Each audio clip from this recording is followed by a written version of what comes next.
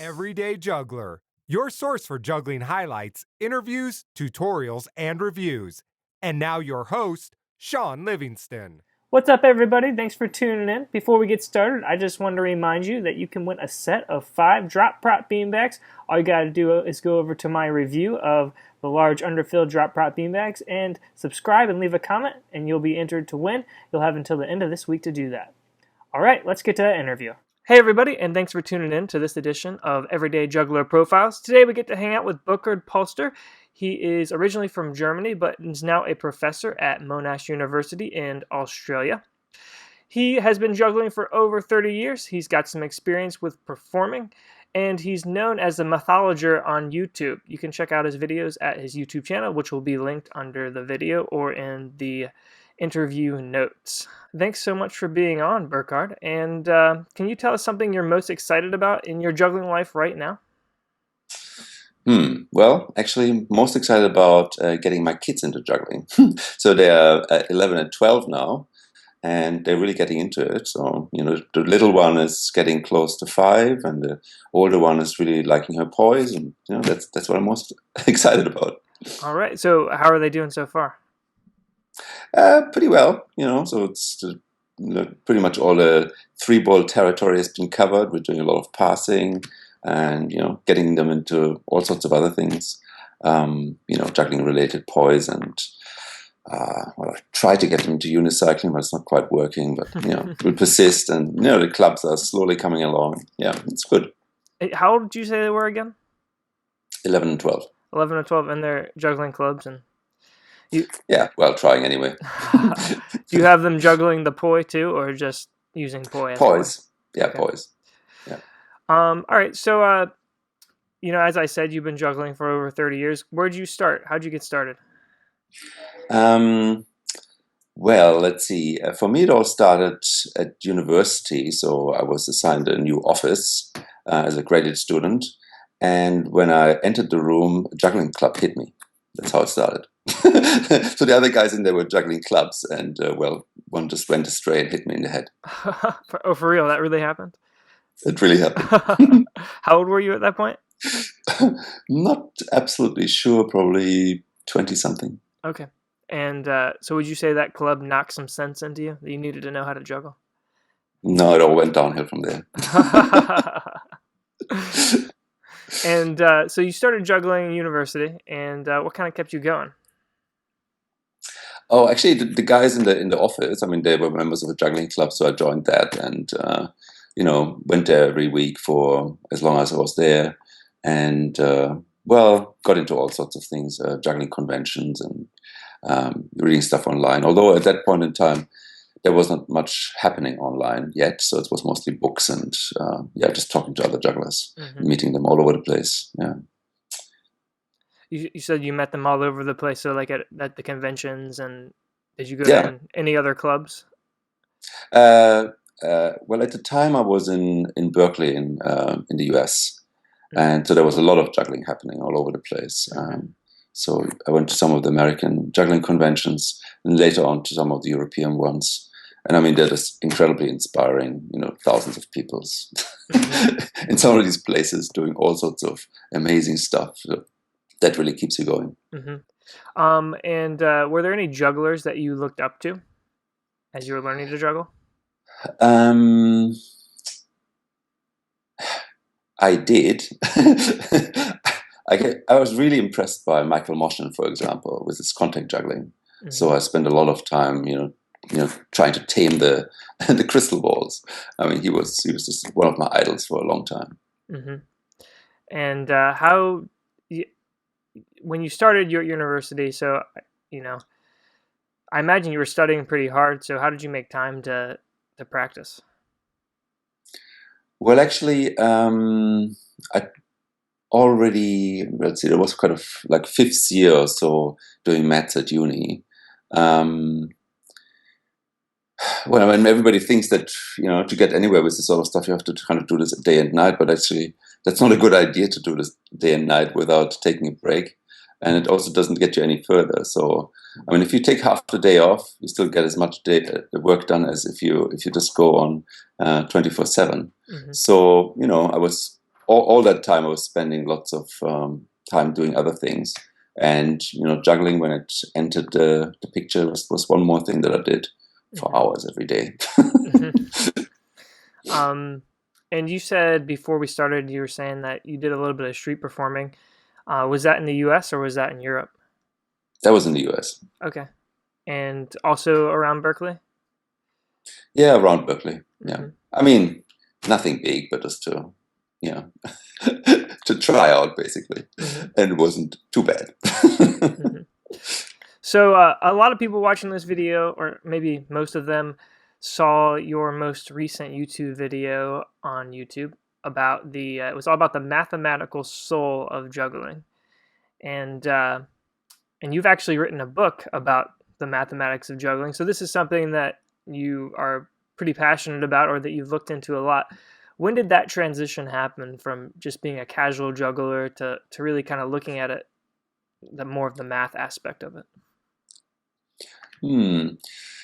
Well, let's see. Not really sure exactly when it started, but I really got serious about it when I already moved to Australia, which was, I moved to Australia about 20 years ago. So maybe, about 18, 17 years ago, I started looking into this massive juggling. I mean, it's not something that I invented.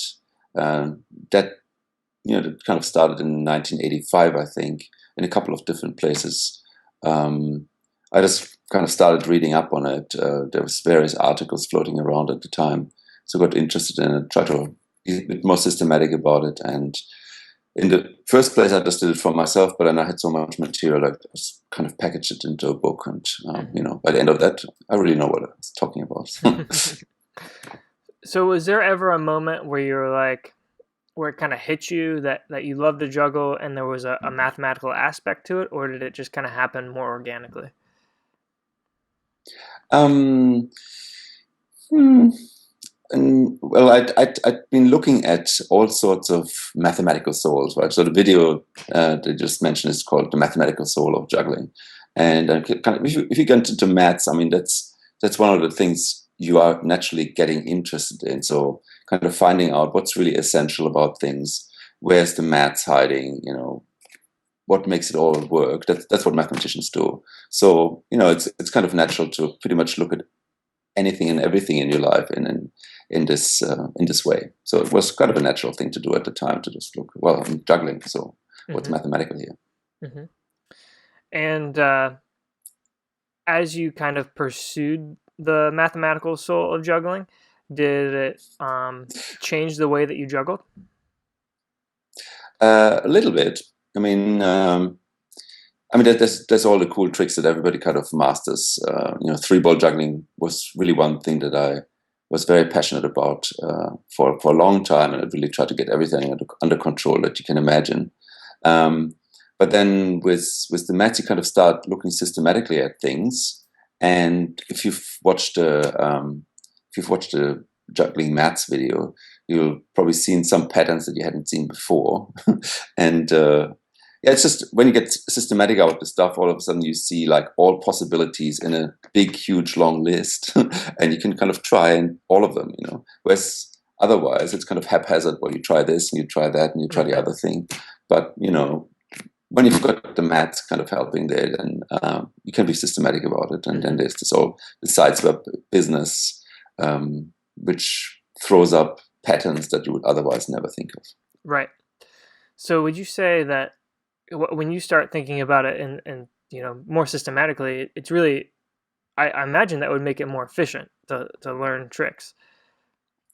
This sideswap juggling is a totally different skill, right? I mean, you basically just get the sequence of numbers and you somehow have to translate this into juggling. It's not what you would usually do. It's not how you usually learn patterns.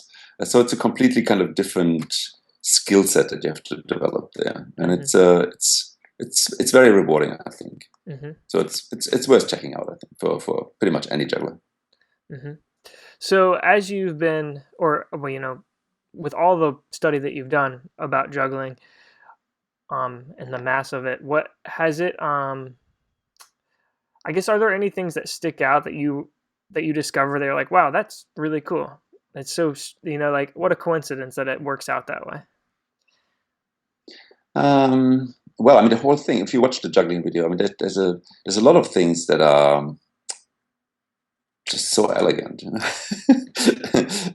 and that link in very kind of very basic concepts. I mean, maybe one thing there was just the business about the average, right? I mean, it's something that everybody can relate to. So, I mean, just in case you haven't watched the juggling videos, basically. That's okay. Do you want to stop there, or do you want to just go through? If you hear her cry, you can just keep going. That's okay. Okay. I'm proud to have a baby in the background. So. Oh yes. Been there, done that. I totally understand.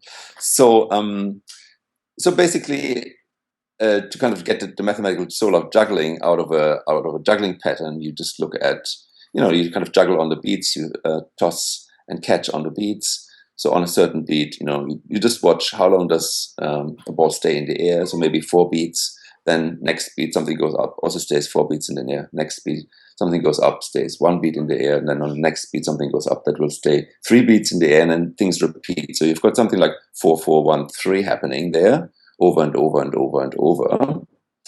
And then, well, how many balls are you juggling?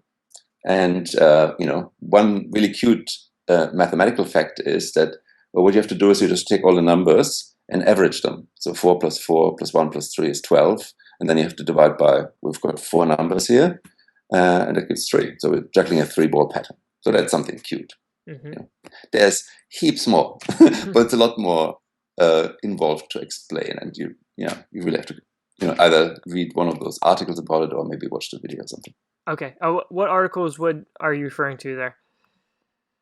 Well, in the juggling maths video that we just posted on Mathologer, we've got a few links in the description. And maybe if you just go for the first one, it's in an online magazine called Plus Magazine, which is put out by Cambridge University, which is pitched at a very, very general audience. I really recommend that one. I mean, that's, Mm-hmm. I think that really works.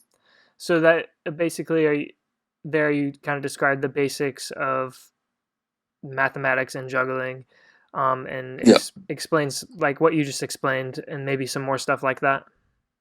Yep, that's right. Okay. So like it all kind of starts there and then kind of keeps going. Mm-hmm. And well, at the end of it, it really gets into a lot of really fun territory. Like juggling with hundreds of objects basically, and you can do this mathematically, no problem. And once you've got all this stuff under control, I mean, what you do is you kind of package it and kind of unleash it on a computer, and then the computer can simulate stuff that we can only dream of. Mm-hmm. Yeah, I saw in your video you have an animation of the computer juggling, I don't know, 100 balls or something. Not a problem. It's not a problem at all. I mean, it's all perfect. Like maybe eventually you can program a robot to actually do this sort of stuff. I mean, it's not physically possible, but I mean, like all these programs have like a physics engine happening in the background. So the objects fly around in the air like they would in real life. And if there was a juggler who was just fast enough, I mean, that's exactly what these things would look like. Mm-hmm. And and what's good. The maths under control, and you've basically encapsulated in this computer program, then wow, you can see things that mm-hmm. you never thought would be possible. Mm-hmm. Do you think that understanding juggling in these terms has made you appreciate juggling more? Yeah, I mean, for me, definitely. I mean, it's just because I'm a mathematician, so I don't really think I understand anything until you kind of see what's going on mathematically. Mm-hmm. Pretty much with anything, it's a way to approach the world. I mean, once you get into this sort of stuff, that's what you do. Mm-hmm. Well, so a couple other things that you've looked at in this way are like bell ringing and origami and bubbles. And I'm kind of curious about all of these. With juggling, it's kind of obvious why you decided to start looking at it in a mathematical way, because you have a math background and you juggled. But what about these other things? Where did looking into origami come from? for example? Well, and when you say it's obvious because it's got a mathematical background, but pretty much anything has a mathematical background. Really, what attracted me to juggling was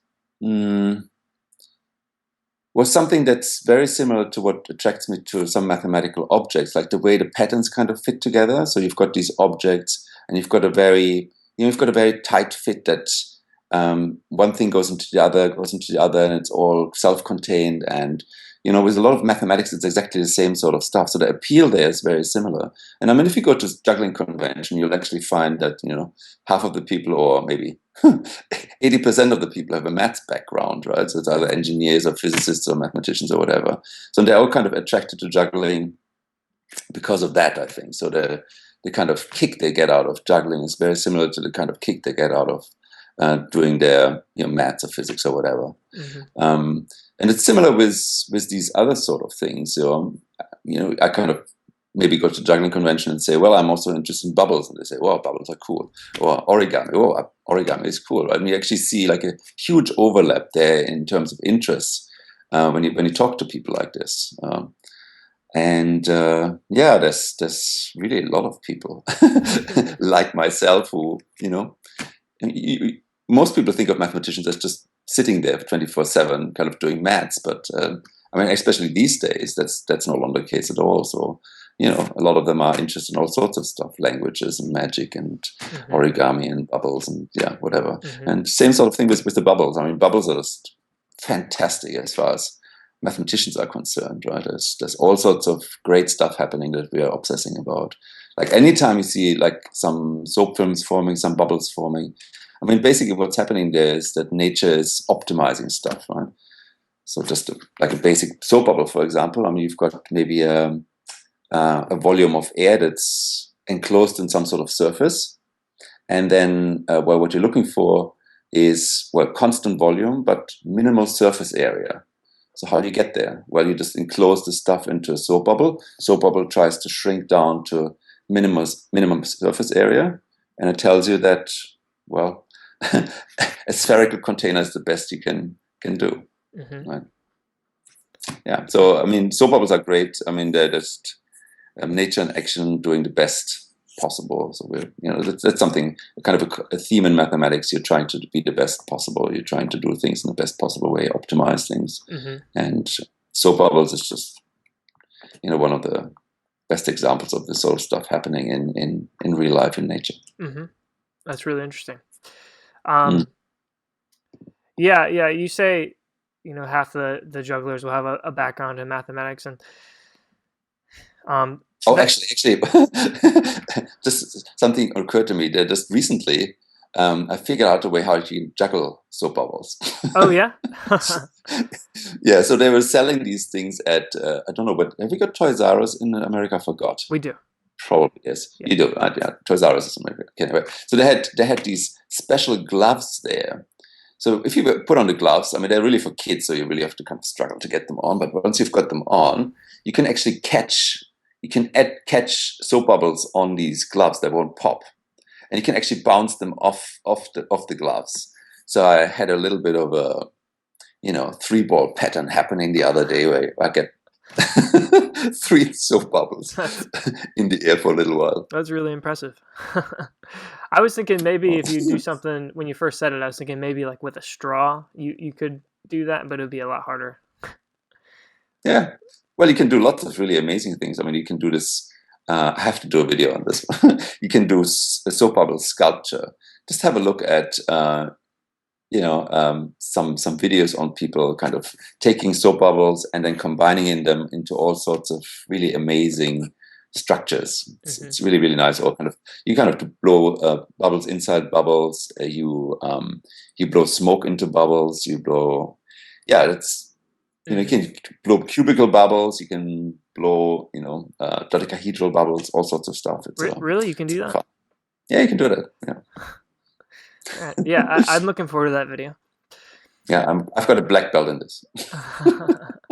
Yeah, but I was going to say, you mentioned that you go to a convention and you'll see that a lot of jugglers have a background in mathematics, and I don't have a background in mathematics, but I do have a background in linguistics, Oh, and I have a background in music, and there's I see the overlap.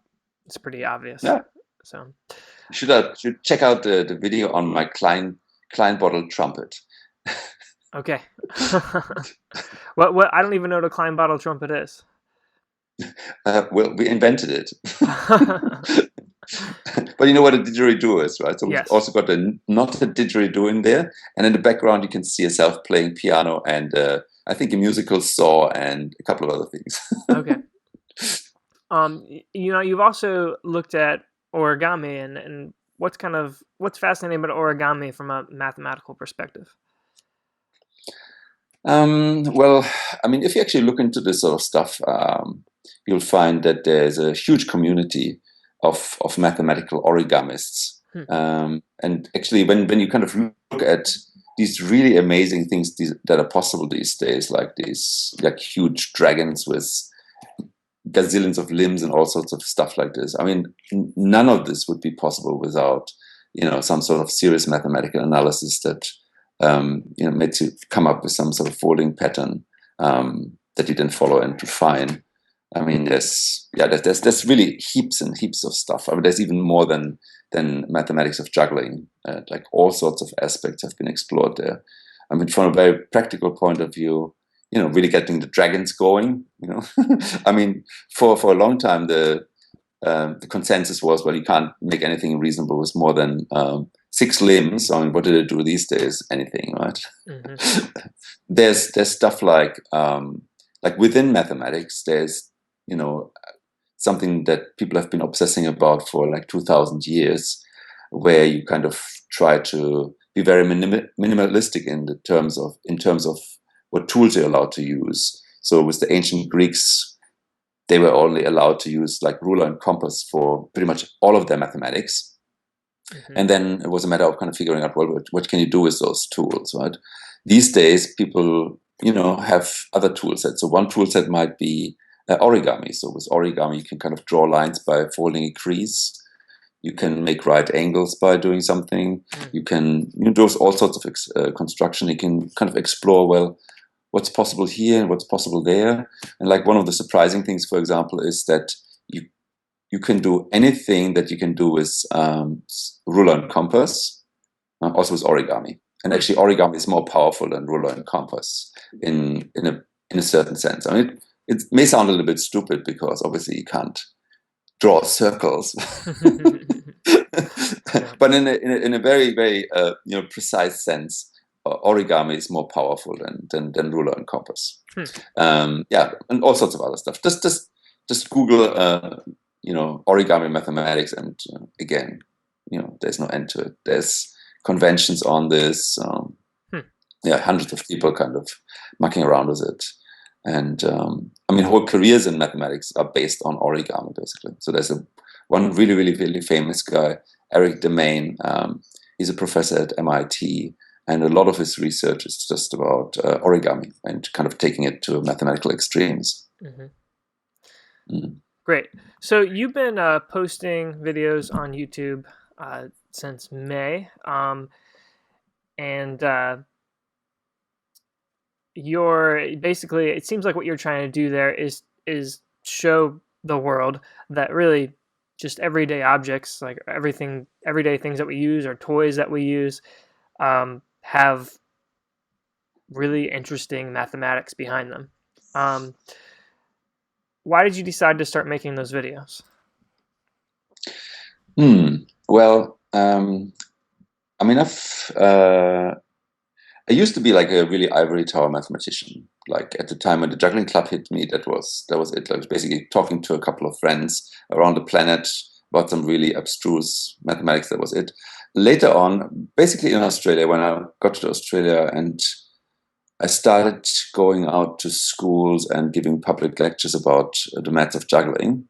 And that worked out really, really well. And I found this very rewarding, kind of talking to lots of people and being understood by lots of people. And so actually these days, maybe for the past 10 or so years, that's really what I've been doing. a lot.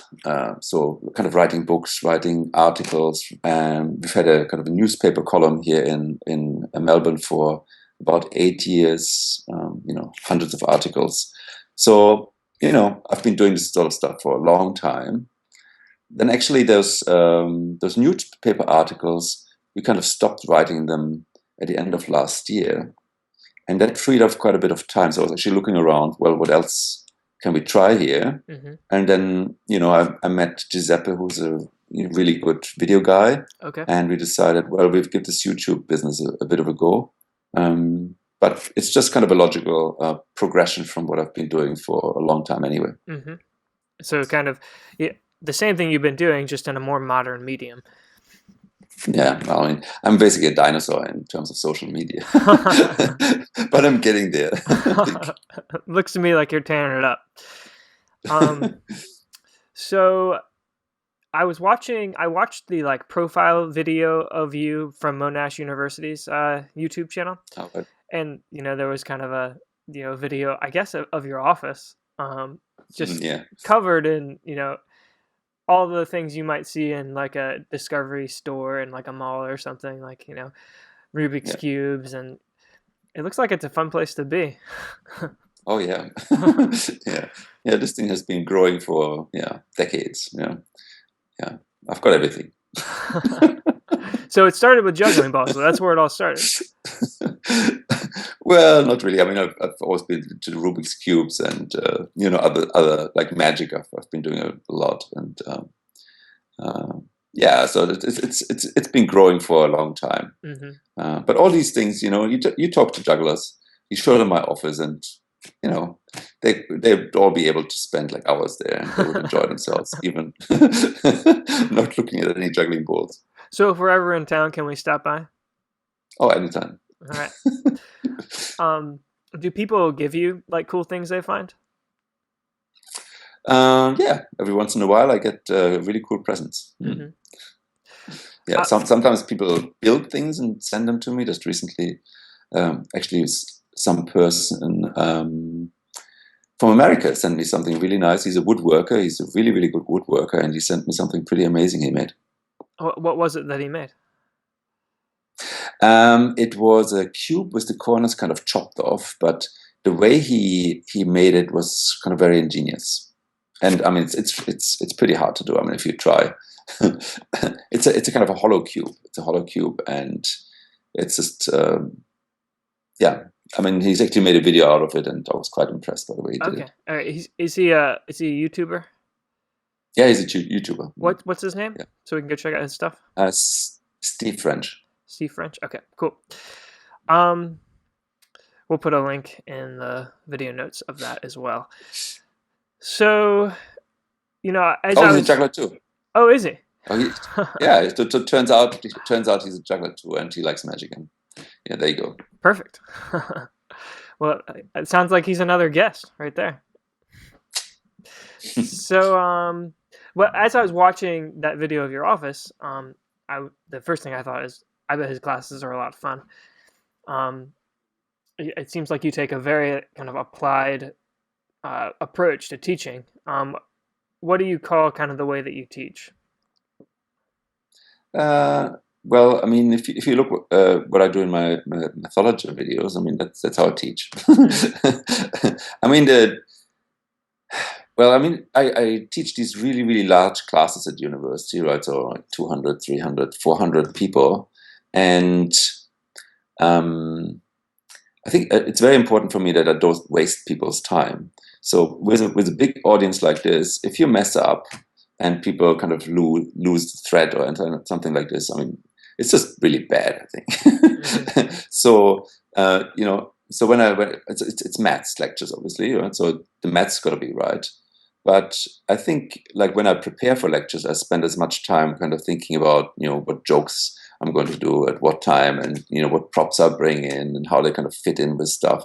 So it's more like lecturing is more like a performance, right? So you're basically busking there in front of a big crowd, and it's got to work, and people got to get something out of it. You got to understand the maths, but at the same time, it's not just getting the facts across, but also getting them across in a way so that people really can remember them, so that the whole thing is very memorable. And so I'll try this with pretty much anything I do, like public lectures or the Mathologer videos or lecturing or, just talking to you maybe now. Yeah. Do you think that the techniques you use, any of the techniques you use to make a memorable experience for learning could be carried over into just performance just for performance? Well, for me, it probably worked the other way. So I kind of looked at jugglers and had a look. Oh, this works. Okay, I can use this in juggling. So steal all their secrets, use them to my own evil ends. Of course, yeah, it kind of goes both ways. So you learn from your fellow jugglers, you learn from your fellow mathematicians, and then when they look at what you're doing, then hopefully they can also pick up some bits and pieces that are useful in whatever they're doing. Out of all the, I usually ask jugglers that have performed what their favorite performance or most memorable performance so far in their life. But for you, I think performance means kind of class or lecture. So, what's the most memorable lecture on math that you've taught so far in your life?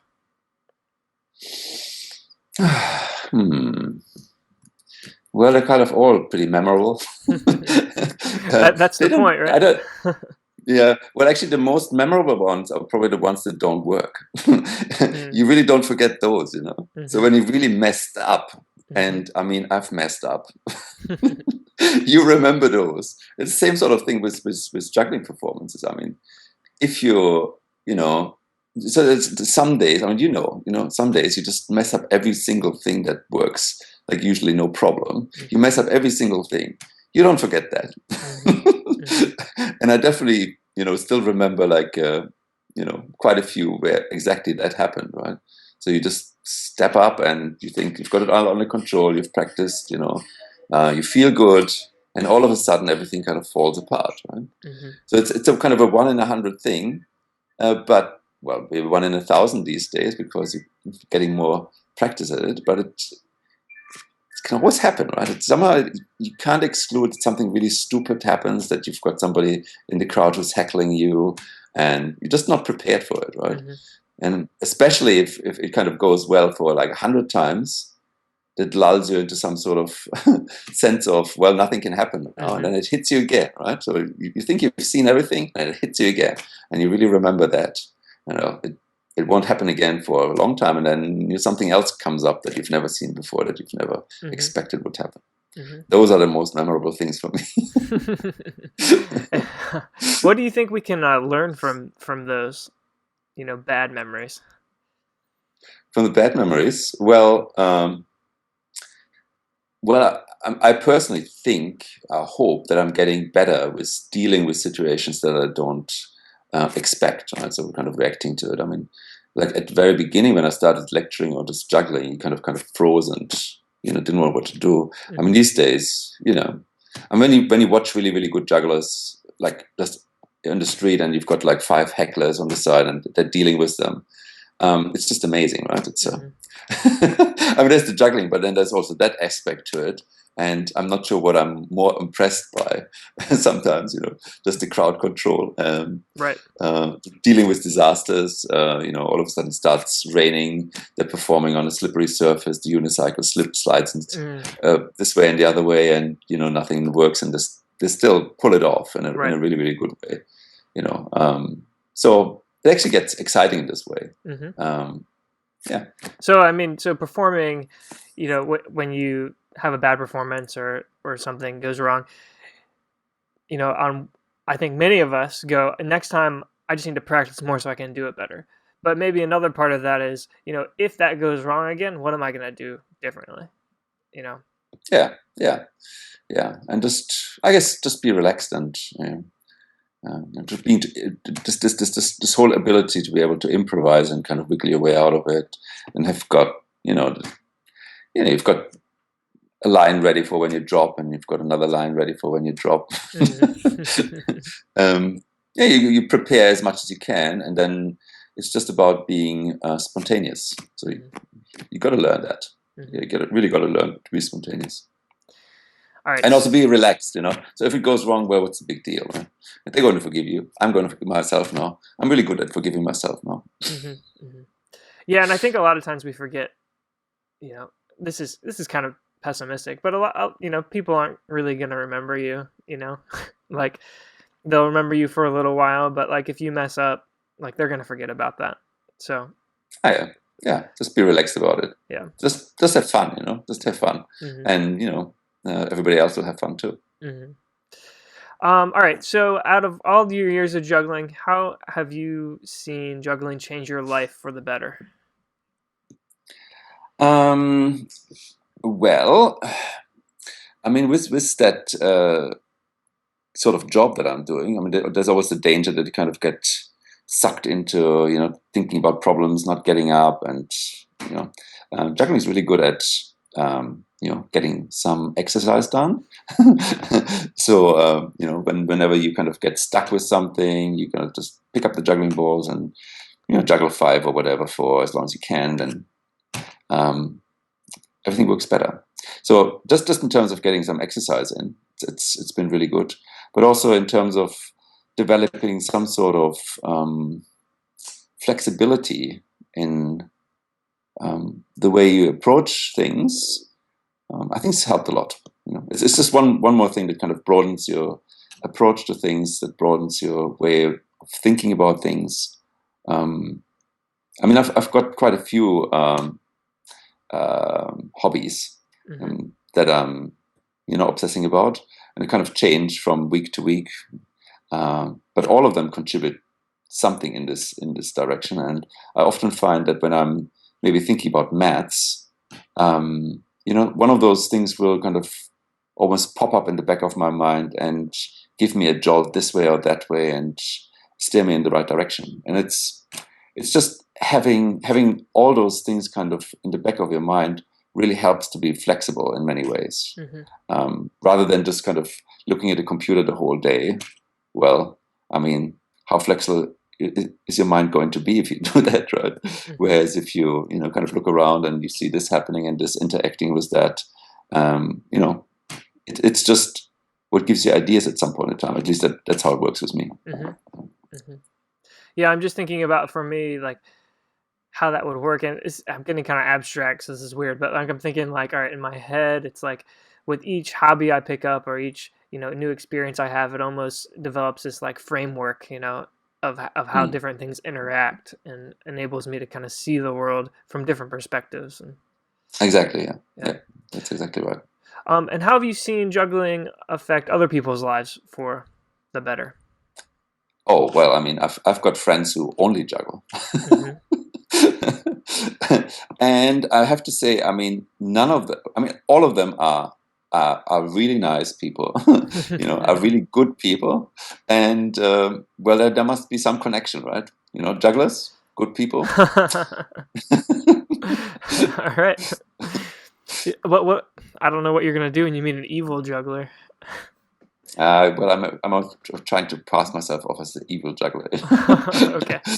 The evil mathematician, but yeah, that's just in joking, of course. Yeah. No, I mean, I think, anybody I know who's gotten the juggling bug, I mean, it's been a life-changing experience. I mean, there's really the life before juggling, there's life after juggling. It's been like this for me. So yeah, it's just a great thing. I mean, I recommend it to everybody who I meet, literally. All right. I've got a few just quick questions that we're going to go through to finish up. But before we do that, I had some more questions about mathematics and juggling. So one of those is, what are, I imagine there's countless kind of mathematical principles that you can teach through juggling. But what are your favorite 3 things to teach using juggling as the conduit? Well, I mean, one of the things is that I've already mentioned that this communication of mathematics business. I mean, so I give this lecture on maths of juggling, And what's really good about it is that people can see me kind of obsessing about juggling on the one hand, which they can really relate to as something that's really, really cool, right? And on the other hand, they see, I'm also interested in maths, right? So they make the connection between, cool stuff and maths, or cool and maths. Usually it doesn't go together very well, right? But it does in these sorts of presentations. So that's one really, really good thing, right? Then I'm actually teaching juggling maths in some of my classes. So the maths that is kind of at the back of juggling is part of discrete mathematics. And it's just a really, really nice example of permutations in action. And there's quite a few advanced concepts that you can kind of feed into. So if you have a class on this aspect of it, you just bring in the juggling and it really spices up things. So there's various aspects to it that you can do real mathematics with, and that fit in really, really nicely in real mathematics lectures. And so that's what I use it for mainly. But then the other aspect is also just with the general audiences that a lot of the maths is actually quite accessible. Like this average business, for example, is quite accessible. The kind of the numbers that we're kind of talking about, they're not too far away. It's not very abstract. People can really grasp what's going on there. That's very useful, to have some mathematics that's got roots in what people can relate to, but then kind of go pretty far, right? Go pretty deep. So that's a really, really good thing to have. So you can kind of hook people with the easy bits, and then kind of lead them along, and then give them some sort of idea of where else you can go. It's really useful. Yeah, I think you teach on the university level, but I'm thinking even for like children, there's things, it's a way to get children interested in math, because obviously you're not going to teach them complex theories, but no. but you. No, but go ahead. I go out to schools and I would do this for 10-year-olds maybe. No problem. Actually, it just so happens that the conversation I'm posting a week before this one is going to go up is with a gentleman named Reese Thomas from the U.S. Have you heard of him? He teaches science using juggling and all these scientific theories. So it's kind of fun. This is like my educational month. Okay. All right. So to those kind of quicker questions, or quick questions, we'll see how quick the answers go. What is your favorite trick or pattern to do? Favorite trick or pattern? Mills mass. All right, so you're going to have to describe that in juggling terms, since you're the mathologer. Oh. Forget about it. I think everybody knows what Mills mass is. All right. What about to watch? To watch to watch a trick? Okay. Well, I think I'd probably go for numbers. So probably, somebody with a really solid 9-ball pattern. I really appreciate it. I'm with you there. It's not many people. No. It's been probably a while since you've been to juggling conventions or festivals, but do you have a most memorable one? Probably some of the European ones, but it's been a while. Those were always fantastic. Yeah. What made them fantastic?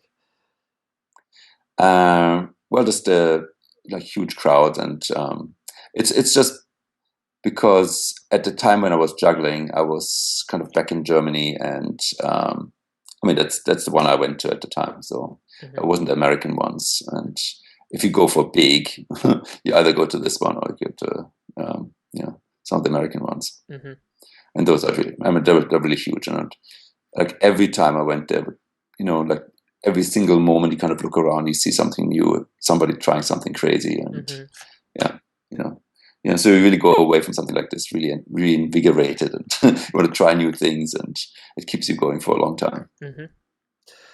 Your favorite prop to use? Favorite prop to use? What I do mostly these days is just ball juggling. But I also really like unicycles. Okay. And what brand of juggling balls do you use? Brand, forgot actually. I just know what they are. I mean, there's a nice place here in Melbourne that sells these sorts of things called Juggler Art. It's got a plastic shell. I mean, I've had them for years and years. I don't know what they're called. Probably got 100 of them. Okay. Bought them in bulk at some point in time. They just work really, really well for me. Mm-hmm. So they have a very thick plastic shell, about 130 grams, quite small. Mm-hmm. So you can get, if you want to do 6 balls or 7 or something like this, they're okay. Although I have to admit, it's no longer going as well as it used to. So you're saying you once juggled 7 balls, but it's not as easy as it was. Well, some good runs, but never really solid. Okay. So those are my favorite ones. I've got some bigger stage balls, but I've never really been comfortable juggling them. So like really, almost 10 centimeter diameter ones, but I never really liked them. So most times these days I just use those small juggling balls that you actually see in the Mathologer video. Okay. And when you practice, do you listen to music? Yeah, mostly. And what music do you listen to? Oh, could be anything. Could be classical music. Okay. All right. That's a good answer. And what's your best tip for practicing? Best tip for practicing: take your time. Don't rush it. Mm-hmm. I mean, I'd made this mistake, like, and then bending down. Don't just bend down on one side. Those things fall down all the time. Mm-hmm. You really wreck your back if you just bend down one side all the time. So if you're always reaching with your dominant hand, you mean?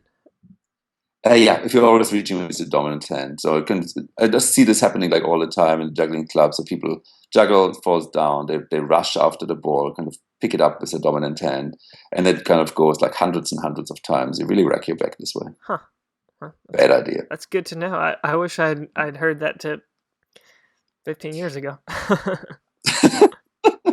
Well, maybe it works for you, but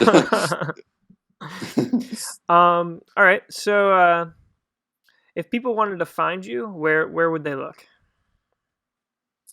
Well, I'm living in Melbourne and I'm teaching at Monash University, so pretty easy to find. You just look up my name. I think there's only one Burkard Polster in the whole wide world.